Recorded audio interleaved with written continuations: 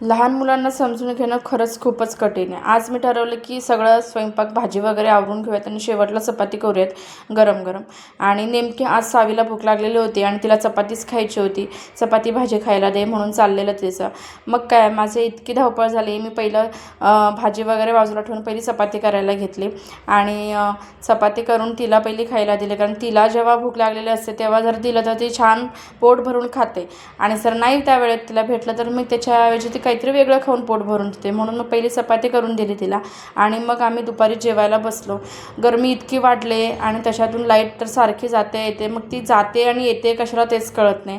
5 मिनटं पण टिकून राहत नाही आहे. त्याच्यानंतर मग जेवण वगैरे झालं आणि मग फरशी पुसून घेतली आणि मी जेवण करत असेपर्यंत सावीला शांत बसण्यासाठी काहीतरी द्यावं लागतं.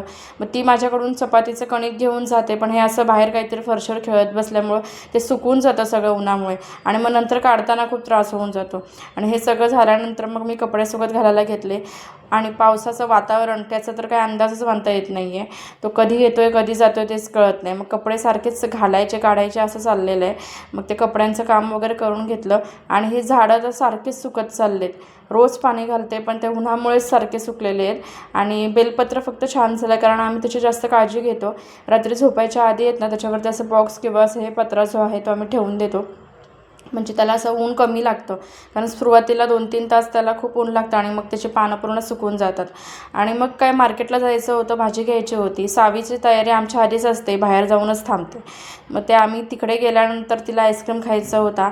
मग भाजी घ्यायची राहिले बाजूला, पहिला तिला आईस्क्रीम खाण्यासाठी आम्ही घेऊन गेलो.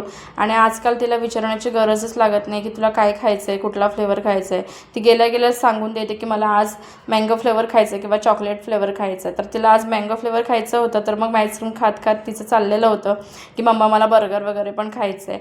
पण मग आम्ही तिला हो म्हणत तिला थोडंसं हे करून दिलं, डायवर्ट करून दिलं. आणि त्यानंतर मग भाजी आणायला गेलो. मला एकच गोष्टीचं टेन्शन होतं की पाऊस यायच्या आधी घरी जायचं आहे भाजी घेऊन.